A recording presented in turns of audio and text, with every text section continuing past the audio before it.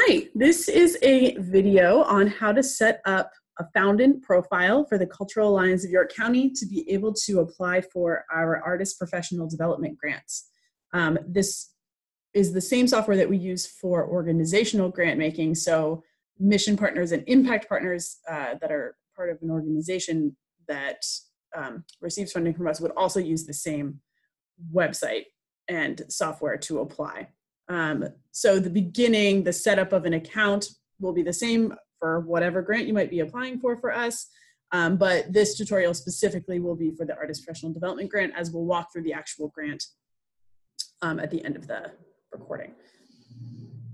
Let me go ahead and share my screen. Okay, so if you're an artist and you're applying for a grant from the Cultural Alliance of York County, this Artist Professional Development Grant, all the applications come through our software called Foundant.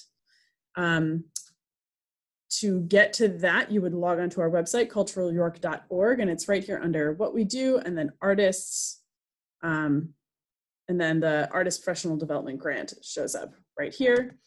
When you go to that page, it's where we are here. You scroll down, gives an overview of the entire grant, and then you'll see there are a few directions here. That's essentially what I'm gonna start walking you through. And if you click apply now, it will take you to this page. If you have never applied for a grant with us before, this will be blank and you'll need to create a new account. If you have in the past, you can always put in your credentials and it'll take you right in, or forgot your password, of course, if you need help logging in. So if you're going to create a new account, you'll just click on create a new account. I've already started one for simplicity's sake, so this will be the page that you see after you start creating your new account for our Foundant software. Your organization name as an individual artist is just going to be your name. If you have an EIN, you would put your EIN number in here. If you don't have one, no problem at all. Just put NA to fill the field in. Fill in the things that are required here, address and phone number. And then we'll go ahead and hit next. That brings you down to the user information section. And again, you'll just fill in your name, first name, last name. Your business title as an individual artist could be owner or sole proprietor would be fine. It doesn't matter too much what you put in there.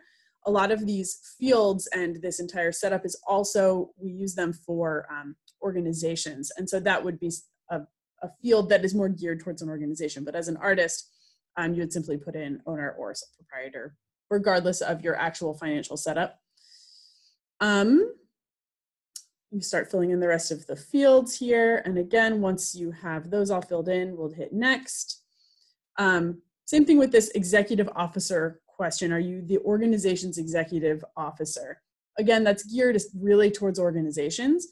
So as an individual artist, you would just click yes. You are the highest person within your organization, your business as an individual artist. And then if there is no additional information, we should be able to just skip that. Great. And then of course, putting in a password. After you have all of that set up, you'll go in and click create account.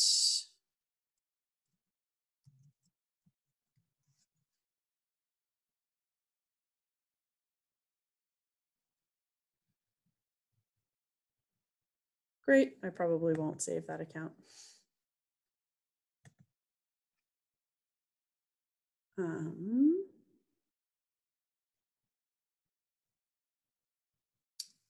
Excellent.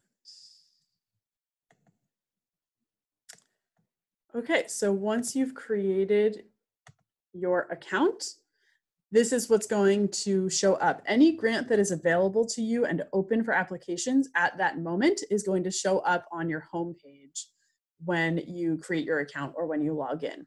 And at any time you can click this little home button up here to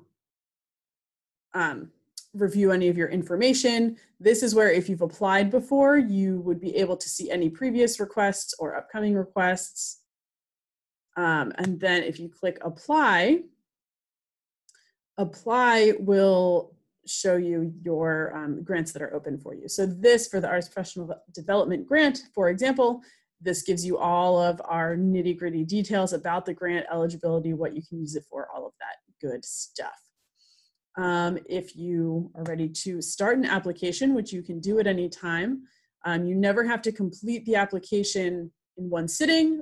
Foundant will save it for you. You can leave and come back at any time to finish your progress or to gather any additional supporting materials you might want. And then you'll just start filling things in. It's a pretty straightforward walkthrough process. We are asking, lots of different questions about your art form, and work samples are in here. Your work samples are really just so that we know that you're a working artist and are currently making work. They're not a huge weighted part of the application. We're not really scoring you on, quality of work necessarily. That's not really what it's about. We're just looking for work samples so that we have a full picture of who you are as an artist. Same thing with these questions about income from art-related sources and time spent on art making. Those are questions that do not affect your application. These are simply information gathering for ourselves, for the Cultural Alliance of York County, so that we can see kind of the progress and what's happening in our community, and just kind of have a feel for the impact that we're able to have through contributing these grants out into our community. So be honest with those if you're filling out this application, and know that it's not actually going to affect whether or not you receive funding from this grant. The rest of it, I believe, is pretty straightforward. You would choose here which quarter you're applying for funding. So you'll see here there's the grants that are currently open are for 2021. You could ignore these three kind of down at the bottom. So you would choose when it is that you are going to need the funding, or when you need to know that the funding is secured. And that will determine, what you choose here will determine when we review and score your application. So if you need funding in May, say, you would choose second quarter and know that we will not be looking at your application until that round comes. So you will be reviewed alongside anyone else who also selects second quarter and needs funding between April and June, or needs that information April and June.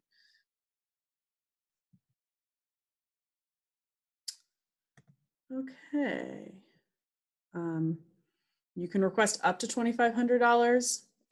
Any amount up to that amount is perfect. And then, of course, general dates. What is it that you want to do? How you've been affected by the COVID-19 pandemic. Again, that is not necessary. Your receiving of a grant in 2021 is not determined based on whether or not you need it because of the pandemic. It's, again, this is simply information gathering, and it can, we want to know how our artists have been impacted. General timeline, let's see, your goals and anticipated outcomes. What experiences do you have that make you confident about this opportunity?